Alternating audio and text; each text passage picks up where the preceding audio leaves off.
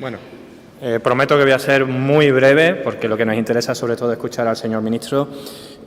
Simplemente un par de referencias. Yo creo que no hace falta presentar al señor ministro de Economía, Comercio y Empresas, pero siempre es obligado y el protocolo nos dice que un par de ideas tenemos que dar. Yo lo conozco desde cuando era secretario general de Economía, teníamos que enviar a la AIREF nuestras previsiones de crecimiento, que tenían que ser muy bien instrumentalizadas y detalladas, y recibíamos a su vez un informe, las 2 veces de aval, con el aval, obviamente siempre cumplimos. Nos avalasteis también el crecimiento de 2020, ahí estuvimos poco finos, pero no sabíamos nada, evidentemente, cuando lo mandamos. Y después también he tenido la oportunidad de conocer algo más al señor ministro participando en el Consejo Asesor para Asuntos Económicos. ¿Por qué para mí esto es importante? Porque puedo decir claramente que tenemos ante nosotros quizá una persona de las más comprometidas y honestas a la hora no solo de intentar de algún modo dirigir los asuntos que les compete como ministro, sino también de alcanzar mediante las propuestas de medida y actuación a través del conocimiento de lo que podría ser el bienestar de nuestro país, de nuestra economía. Es cierto que actualmente estamos viviendo una especie de luna de miel con la economía española, pero igual que siempre decimos desde la academia que los gobiernos tienen siempre una parte que ver, pero mucha parte que no ver, en mi entendimiento es bueno tener a un ministro como el señor Cuerpo en el Gobierno de España, porque es una garantía. Simplemente deciros que, aparte de todo ello, pues nuestro ministro, la parte más académica, que es la que más cercano estoy, ¿no? Aparte de su paso por la Administración en varios niveles, obviamente, como secretario general del Tesoro, o, por ejemplo, también dirigiendo el análisis de previsión del Ministerio, pues el señor ministro es doctor en Economía por la Universidad Autónoma de Madrid, es también máster por la prestigiosísima, yo lo sé, y los que somos aquí de la Academia lo sabemos y somos de Economía, de la London School of Economics. Tuve bien visitar como turista ese verano, nunca he ido como académico, pero sí como turista, y es licenciado en Economía, obviamente, por la Universidad de Extremadura. Todo ello, y ya termino con eso, a mí me genera muchísima confianza a la hora de tener a nuestro ministro hablando de economía, por supuesto, y de economía española, porque si alguien conoce dicha economía y nos puede contar todo aquello que nos puede interesar en este foro, es precisamente él. Muchísimas gracias por venir, señor ministro Carlos, y su palabra.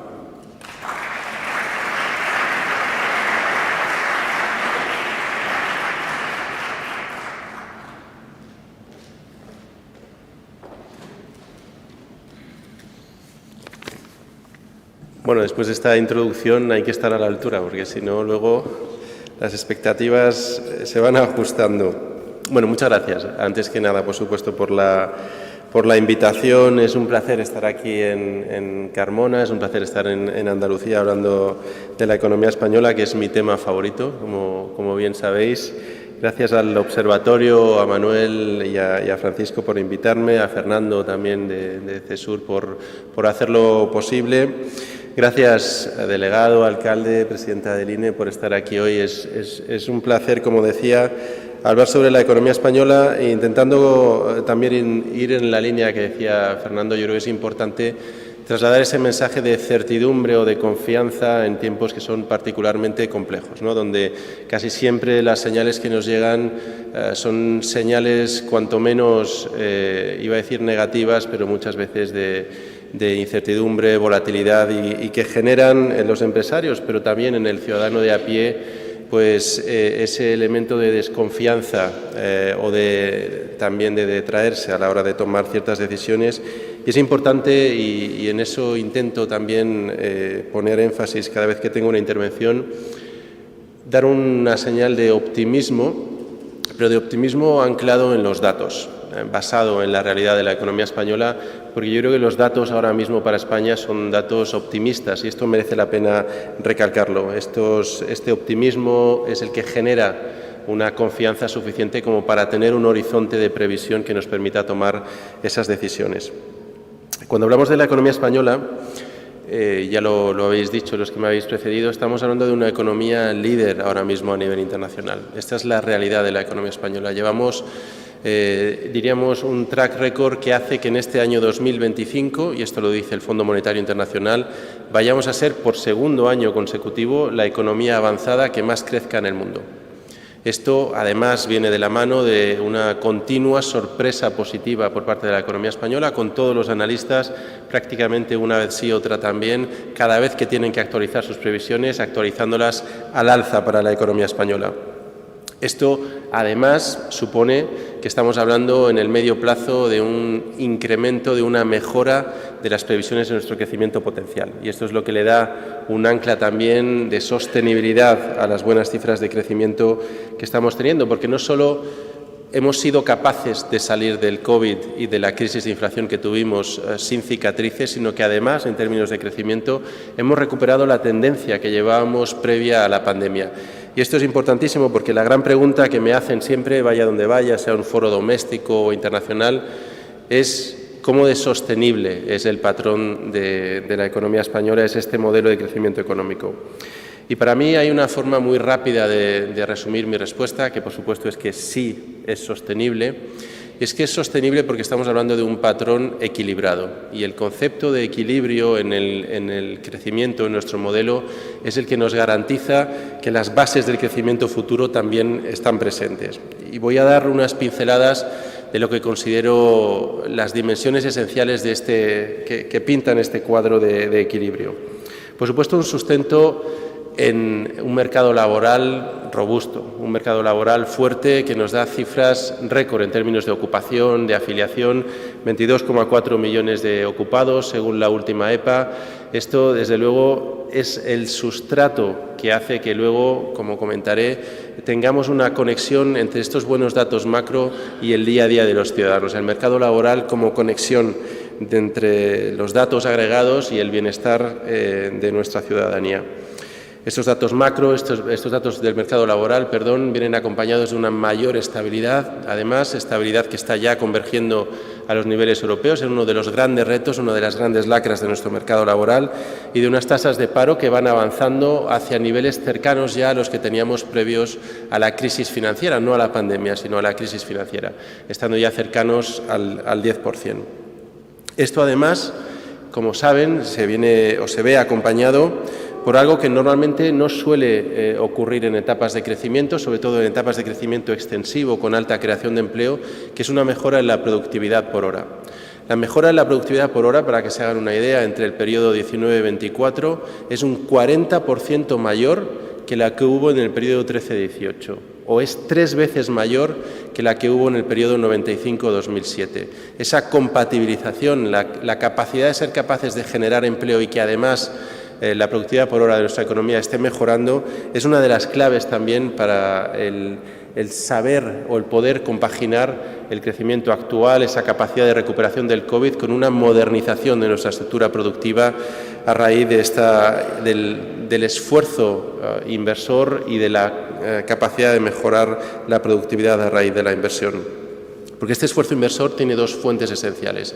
La primera de ellas, una fuente doméstica interna, como vemos de hecho ya de manera yo creo que muy visual en los datos de los últimos trimestres, que procede del plan de recuperación. Un plan de recuperación que supone 80.000 millones en transferencias, en desembolsos para la economía española desde el año 2021. Ya han llegado a España más de 55.000 de esos millones, 59.000 millones han sido asignados ya en licitaciones con nombres y apellidos de empresas, de ciudadanos que han conseguido acceder a estos fondos, y esto es sin duda un revulsivo para nuestra economía, y la llegada también de inversión extranjera. España está siendo un hub, un factor de atracción de inversión extranjera como no lo había sido en las últimas décadas. De hecho, si miramos los datos entre el año 2018 y 2024, estos son datos del Financial Times, el periódico británico, que compara a nivel internacional el número nuevo de proyectos de inversión financiados con inversión extranjera directa. Pues bien, España, entre el 18 y el 24, es el cuarto país del mundo en nuevos proyectos de inversión, lo que se conoce como proyectos Greenfield. Esto, si además vamos a los sectores a los que está yendo esta inversión, centrándonos, por ejemplo, en energía renovable, España es el segundo país del mundo. En digitalización o inteligencia artificial somos los cuartos del mundo. De nuevo, si seguimos conectando las distintas piezas del puzzle que he estado comentando, vemos cómo esto todo junto está haciendo posible que estemos teniendo estas cifras que son récord y más aún en un contexto internacional altamente complejo. Además, esto se suma a una situación que no habíamos tenido en la anterior fase de crecimiento y es que tenemos superávit con respecto al exterior. Si recuerdan, uno de los lastres que teníamos en el 2007 era un déficit con respecto al exterior. España debía al exterior, ahora somos capaces de generar ahorro para financiarnos y esto lo que supone o lo que hay detrás de ello es un sector empresarial también altamente competitivo, tanto en términos de bienes, donde España está consiguiendo mantener su cuota a nivel mundial pese a la enorme complejidad del contexto comercial, como en términos de servicios. Y servicios, y aquí en Andalucía además yo creo que es particularmente importante decirlo, es turismo, pero también son servicios no turísticos y esto es una de las características esenciales de nuestro modelo de crecimiento. De hecho, exportamos más en servicios no turísticos que en turismo. Pese a estar en año récord de entrada de turistas, es probable que alcancemos incluso los 100 millones de turistas en 2025. Pues bien, las exportaciones en servicios no turísticos, que son servicios de alto valor añadido, servicios a empresas, servicios informáticos, de contabilidad, financieros, pues ahí estamos exportando 110.000 millones al año, mientras que en servicios turísticos exportamos en torno a los 100.000 o ligeramente por debajo. Esto, de nuevo, es otra de las señales que habla del efecto de modernización de nuestra actividad productiva. Más dimensiones de equilibrio de este modelo de crecimiento, la responsabilidad fiscal en este caso. Gracias a la respuesta al COVID, que fue una respuesta, como he dicho, de protección para ser capaces de crecer y a través de ese crecimiento, por lo tanto, evitar una cicatriz asociada tanto a la pandemia como a la crisis de precios, lo que hemos tenido es, en este caso, una capacidad de responder. Tuvimos que incrementar nuestra deuda, una política fiscal expansiva, como solemos llamarlo, pero gracias a ese crecimiento, como decía, que hemos conseguido, hemos ido reduciendo nuestra deuda, la ratio de deuda sobre PIB y la ratio de déficit sobre PIB. La deuda ha caído más de 22 puntos desde el pico que tuvimos a inicios del 2021, como consecuencia de esa respuesta al COVID. Más de 22 puntos de caída de la deuda. El déficit, como saben, esperamos que este año acabe en torno al 2,5%. Ese 2,5%, y esto quizá es un dato demasiado técnico, pero es importante, supone que este 2025 vamos a tener superávit si quitamos los gastos destinados a los intereses de la deuda, lo que llamamos superávit primario. ¿Y esto por qué es importante? Porque quiere decir que tanto el crecimiento como el elemento de responsabilidad fiscal van a empezar a contribuir los dos positivamente a la reducción de la deuda, generando un efecto bola de nieve positivo que se reforzará, que se retroalimentará y que, por lo tanto, nos ayudará a seguir en este camino de crecimiento y de responsabilidad fiscal. De nuevo, hace apenas unos días tenían también un titular en el Financial Times diciendo que por primera vez en 2 décadas España tendría un déficit presupuestario por debajo del alemán. Vamos consiguiendo cuadrar distintas piezas del puzzle que en anteriores ocasiones no habían podido darse de manera conjunta. Y otro elemento fundamental en el equilibrio de nuestro modelo es el que tiene que ver con el aterrizaje de estas cifras macro de crecimiento a la parte micro, al día a día de los ciudadanos, porque yo creo que estamos ahora en el ámbito público en una discusión sobre, de acuerdo, aceptemos, ¿no? Y eso que a algunos les ha costado aceptarlo, aceptemos que la economía española está presentando cifras agregadas de muy buen comportamiento. Pero ¿cómo le está llegando esto en el día a día a los ciudadanos? ¿Cómo se traduce esto en su realidad?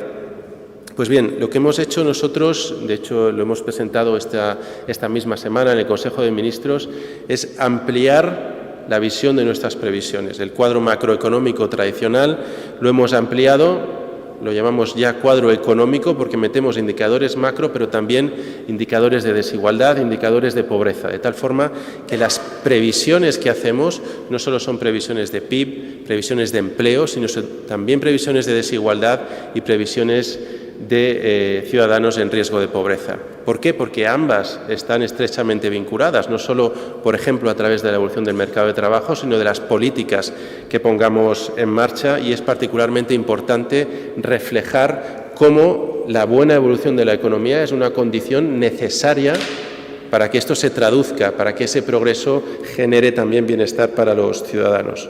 Y aquí, en ese sentido, simplemente permítame dar algunos datos. Por ejemplo, cuando hablamos de la desigualdad en España, hay muchas formas de verlo. Una de ellas es ver la diferencia de ingresos entre el 20% de hogares o de personas que tienen mayor renta con respecto al 20% que tienen menor renta. Pues bien, este indicador ha caído en España en los últimos años, siendo el país donde más ha caído de toda la zona euro. Esta disminución ha permitido, como decía, que el crecimiento se esté traduciendo en una mejora en términos de desigualdad. De hecho, hemos cerrado la brecha con respecto a la zona euro en un 40%, hoy día con respecto a la situación que teníamos en 2018, y esperamos, con las previsiones que tenemos hasta el año 2028, que presentamos el martes pasado, que se puedan reducir otros 40 puntos porcentuales en los próximos 4 años. Por lo tanto, de nuevo, crecimiento, pero crecimiento con un propósito claro, porque esta variable, el reforzar el estado del bienestar, el que los datos macro acaben llegando al día a día de los ciudadanos, es otro de los elementos esenciales para que el modelo de crecimiento sea sostenible.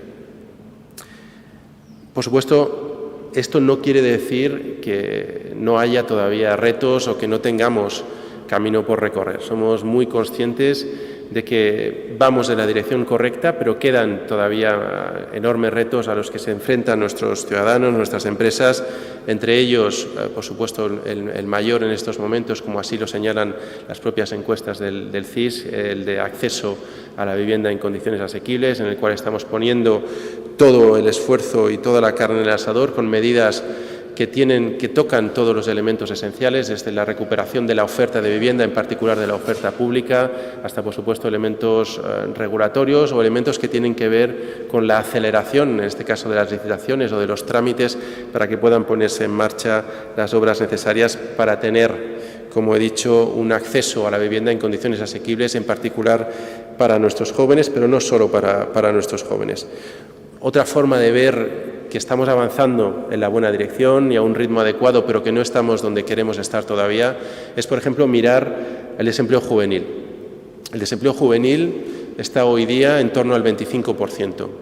Todos podemos estar de acuerdo en que es una tasa demasiado elevada, pero es que este desempleo juvenil estaba 10 puntos más alto en el año 2018.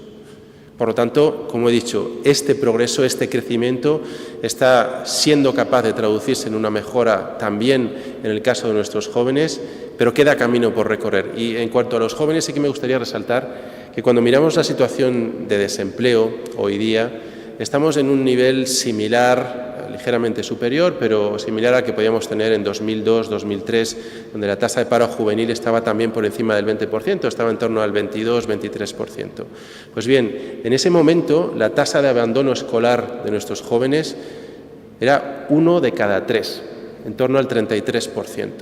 1 de cada 3 jóvenes abandonaba la educación de manera prematura, en este caso para incorporarse, por ejemplo, a empleos al mercado de trabajo, donde teníamos esa burbuja en un sector que en ese momento proporcionaba salarios bajos, baja productividad, y que luego todos vimos en lo que se tradujo con el estallido de la burbuja inmobiliaria. Pues bien, hoy estamos bajando la tasa de desempleo y además esa tasa de abandono escolar, que estaba por entonces en el 33%, terminará el año por debajo del 13%. De nuevo, es un cambio de modelo, un cambio de sistema, un cambio estructural en nuestra economía que está acompañando estas buenas cifras de crecimiento. Porque lo que estamos llevando a cabo es una agenda de reformas e inversiones muy intensa. Una agenda de reformas e inversiones, he dicho antes, respaldada por el Plan de Recuperación, pero que tiene el objetivo, y esto es importante, de situar a España como uno de los países de futuro. Estamos mirando hacia adelante. Yo suelo decir que España tiene que ser el país al que todo el mundo quiera venir, entre otras cosas por las oportunidades que surjan y por la forma que tenemos tanto de trabajar como de vivir. Y los 3 ejes en torno a los cuales estamos articulando este futuro de España en términos de política económica Son 3 ejes en los cuales yo creo que todos nos podemos sentir identificados, pero que son 3 ejes de futuro: la innovación, la sostenibilidad y el bienestar. En torno a estos 3 ejes, España está haciendo una apuesta enorme, como decía, por ser una economía y un país de futuro y con futuro. Y en torno a estos 3 ejes, y sí que me gustaría resaltarlo, lo que estamos intentando hacer es salir de una de las trampas de las que se ha encontrado la economía española, diría prácticamente desde siempre, que es la trampa de los salarios bajos, productividad baja, empresas pequeñas, de la cual tenemos que salir y de la cual estamos saliendo ya. Al fin y al cabo, lo que tenemos en España, en muchos sentidos, es una economía bastante dual, donde hay empresas punteras a nivel internacional, muy competitivas, que vayamos donde vayamos, están ganando concursos, licitaciones, que exportan el 80, el 90% de su producción, se pueden permitir enormes salarios, muy competitivos también a nivel internacional, atraer trabajadores cualificados, casi todas centradas o concentradas en las grandes zonas de industrialización, en nuestras grandes ciudades, nuestros grandes polos industriales. Y luego tenemos una España que se está convirtiendo poco a poco en una España vaciada, más rural, con sectores menos productivos, como decía antes, con menores salarios, con una mayor tasa de desempleo, con una menor productividad, de empresas más pequeñas. Y este es el vínculo que tenemos que romper. Y este vínculo lo estamos rompiendo, como decía, a través de estos 3 factores: innovación, sostenibilidad y bienestar. ¿Cómo se traduce eso en un ejemplo claro? El alcalde hablaba de la llegada de una importante inversión a un municipio como Carmona, importante inversión que va asociada a la creación de decenas, centenares, miles de empleos cualificados que traen además de la mano un mayor salario, por supuesto, y esto lo que hace es generar de nuevo un círculo virtuoso que acabará atrayendo el resto de elementos que necesitan estos municipios. Y esta apuesta, entre otras cosas, por ejemplo, por una red tupida a lo largo y ancho de nuestro territorio de energía, de fuentes de generación de energía renovable, es lo que permite, por ejemplo, la atracción de grandes proyectos industriales a zonas donde antes era prácticamente imposible.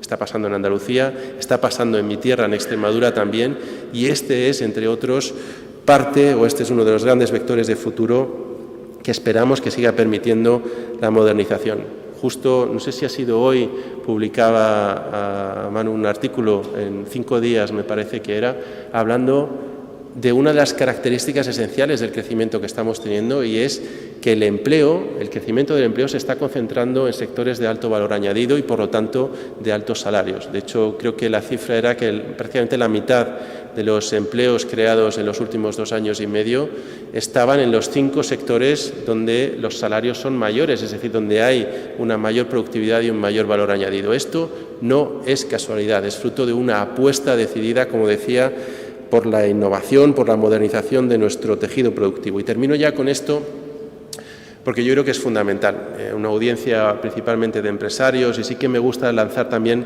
mensajes que tienen que ver con cómo desde el Ministerio, que es de Economía y Comercio, pero también de Empresa, y por lo tanto desde el Gobierno estamos intentando fomentar ese crecimiento empresarial que al fin y al cabo es la clave de bóveda de todas estas cuestiones. Reformas estructurales, ley Crea y Crece, la ley de startups, elementos asociados a la simplificación de la regulación, la simplificación de las cargas burocráticas y administrativas. Estamos trabajando en lo que llamamos el régimen 20. Si conocen los cambios que están habiendo a nivel europeo, hay una propuesta que se llama el régimen 28. Es muy sencillo. En la Unión Europea somos 27 Estados miembros. Pues Enrico Letta propone que se cree un Estado miembro ficticio, si queremos llamarlo así, este régimen 28, para que las empresas que cumplan con una serie de características, requisitos simplificados para operar en este régimen, en este Estado 28 ficticio, puedan operar de manera libre en el resto de los 27. Es decir, reducir la fragmentación entre los Estados miembros. Nosotros estamos haciendo esa misma aproximación para el conjunto de comunidades autónomas en España con el régimen 20, 17 comunidades autónomas más 2 ciudades autónomas, pues estamos generando ese régimen adicional que permita a las empresas poder operar de manera mucho más sencilla, fácil y barata en el conjunto del territorio.